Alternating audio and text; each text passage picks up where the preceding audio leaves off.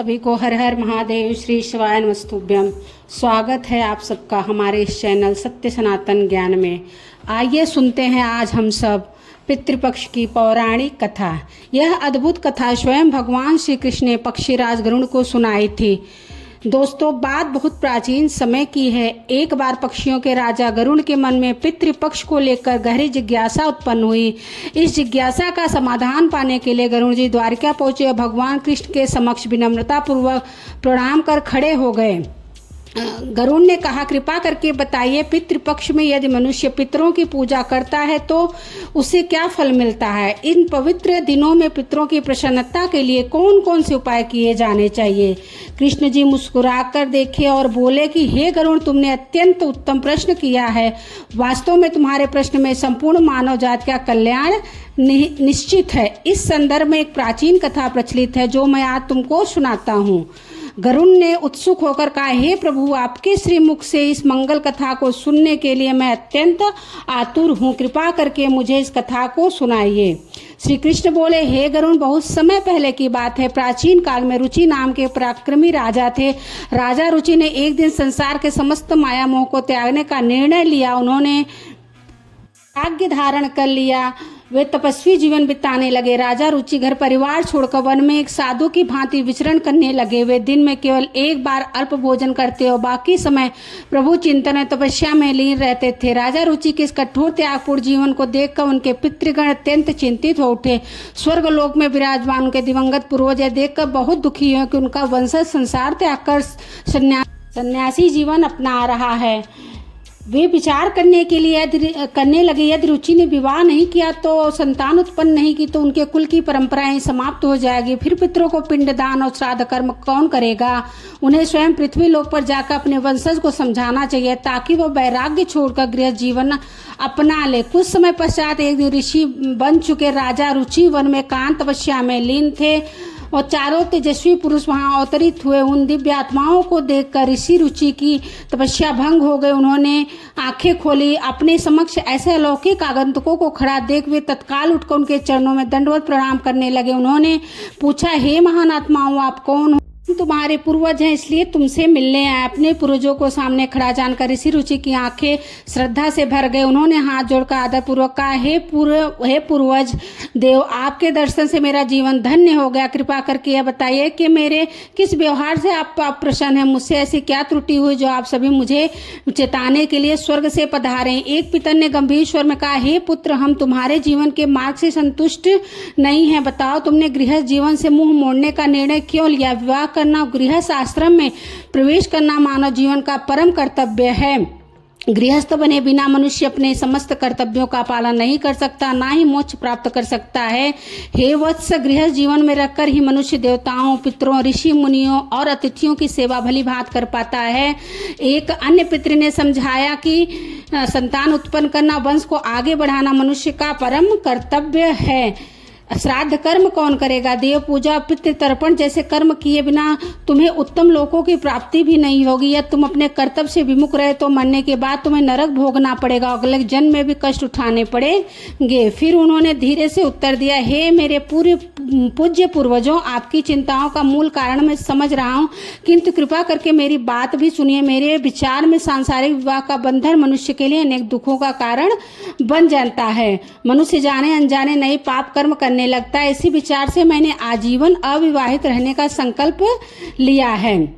फिर एक पिता ने धैर्यपूर्वक समझाया, वत्स, इंद्रिय संयम और आत्मा की शुद्धि की बात तुमने ठीक कही है, लेकिन तुम जिस मार्ग पर चल रहे हो पूर्ण कल्याण का मार्ग नहीं है। विवाह करने और गृहस्थ आश्रम अपनाने का आदेश दिया गया है शास्त्रों में। केवल संतान प्राप्त करके उसका उचित पालन पोषण करके ही तुम हमें संतुष्ट कर सकते हो।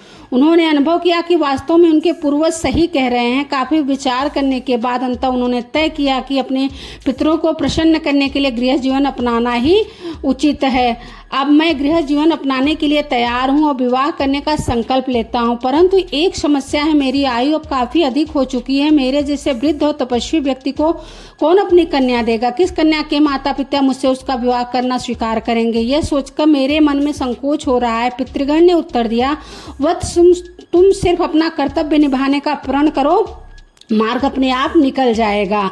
उन्होंने संकल्प तो कर लिया, परंतु मन में शंका चिंता उठ रही थी कि यह कार्य कैसे पूर्ण होगा। ऋषि रुचि ने अनेक स्थलों पर भटक कर अपने लिए वधु खोजने का भरसक प्रयास किया, किंतु हर वो निराशा हाथ लगी। आखिरकार बहुत सोच विचार के बाद ऋषि रुचि इस निष्कर्ष पर पहुंचे कि अब केवल ईश्वर ही उनकी सहायता कर सकते हैं। इसलिए भगवान ब्रह्मा की आराधना में लग गए। यह सोचकर वे घने वन में एकांत स्थान पर तपस्या करने बैठ गए।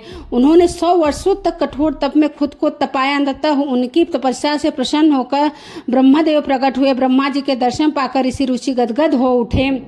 ब्रह्मा जी ने प्रसन्न होकर कहा, हे रुचि, तुम्हारी तपस्या ने मुझे संतुष्ट किया। तुम्हारी लगन और धैर्य अनुकरणीय है। क्या अभिलाषा है, आप बताओ। ये जगत पिता, आपके दर्शन मात्र से मेरा जीवन सफल हो गया। मेरे पितरों ने मुझे वंश चलाने के लिए, संतान उत्पन्न करने के लिए कहा है। ब्रह्मा जी ने मुस्कुराते हुए उत्तर दिया, ऋषिवर, तुम्हारे पितरों ने तुम्हारे लिए जो मार्ग सुझा वह उचित है। तुम निश्चिंत रहो, तुम्हें शीघ्र ही एक आदर्श पत्नी प्राप्त होगी। सुनो, आगे चलकर तुम स्वयं प्रजापति के पद को सुशोभित करोगे। तुम्हारे द्वारा अनेक प्रजाओं का पालन पोषण किया जाएगा। तुम मन में अपनी इच्छा दृढ़ रखो, अपने पितृगण की श्रद्धा पूर्वक पूजा करो, श्राद्ध और तर्पण के द्वारा अपने पितरों को प्रसन्न करो और तुम्हें उत्तम गुणों वाली पत्नी का वरदान देंगे। ऋषि रुचि पास ही बहती एक पवित्र नदी के तट पर पहुंचे। वहां उन्होंने स्नान कर स्वच्छ वस्त्र धारण किए, फिर एकांत में कुस्सा बिछाकर आसन लगाया और अपने पितरों के निमित्त तर्पण किया। अंजलि में जल भरकर सूर्यदेव की ओर मुख करके मंत्रोच्चारण के साथ जल अर्पित किया और पितरों का आवाहन किया। इसके पश्चात एकाग्रचित होकर वहीं शांत चित्त से बैठ गए। मैं उन सभी पितरों को प्रणाम करता हूँ। कृपा करके आप सब मेरे द्वारा विधि पूर्वक अर्पित इस तर्पण पिंडदान को स्वीकार कर तृप्त हो तथा मुझे पर अपनी कृपा बनाए रखें। सहसा वहां एक चमत्कार हुआ। पितरों की कृपा से एक दिव्य प्रकाश प्रकट हुआ। कुछ ही क्षणों में प्रकाश मूर्त होने लगा। प्रसन्न पितरों ने हाथ उठाकर आशीर्वाद देते हुए कहा, हे पुत्र रुचि, तुम्हारी भक्ति और स्तुति से हम अत्यंत संतुष्ट हैं और तुमने सच्चे हृदय से हमारा आह्वान कर तर्पण किया, गुणगान किया। जो भी तुम्हारी अभिलाषा निसंकोच हमसे मांग लो। राजा रुचि ने कहा, आप भी मुझ पर दया करके ऐसी पत्नी का वरदान दे जो गुणवान और तेजस्वी सदाचारी हो। मैं चाहता हूँ उससे मुझे वंश आगे बढ़े। पितरों ने कहा, तथास्तु, तुम्हारा ये पुत्र अद्वितीय बुद्धिमान महापराक्रमी होगा। आगे चलकर तुम्हारे उस पुत्र के भी अनेक बलवान और धर्मपरायण पुत्र होंगे जो पृथ्वी पर राज्य करेंगे और प्रजा का कल्याण करेंगे। पितरों का वरदान मिलते ही निकट प्रवाहित नदी का जल तेज प्रकाश से जगमगा उठा। स्वर्गलोक की अप्सरा प्रमलोचा थी। उनके साथ एक अत्यंत सुंदर कन्या उपस्थित थी।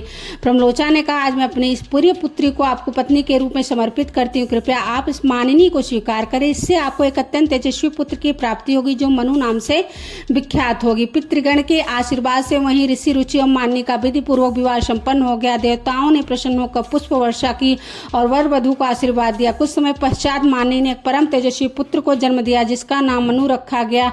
उस बालक ने युवा होकर अपने बुद्धिमत्ता पराक्रम से तीनों लोकों में अपने कुल की कीर्ति फैलाया और अपने कुल का गौरव बढ़ाया। इस प्रकार राजा रुचि का वंश आगे बढ़ा और उनके पिता पूर्णतः तृप्त व संतुष्ट हुए। सभी को हर हर महादेव। श्री शिवाय नमस्तुभ्यं। ओम श्री पितृदेवताय नमः।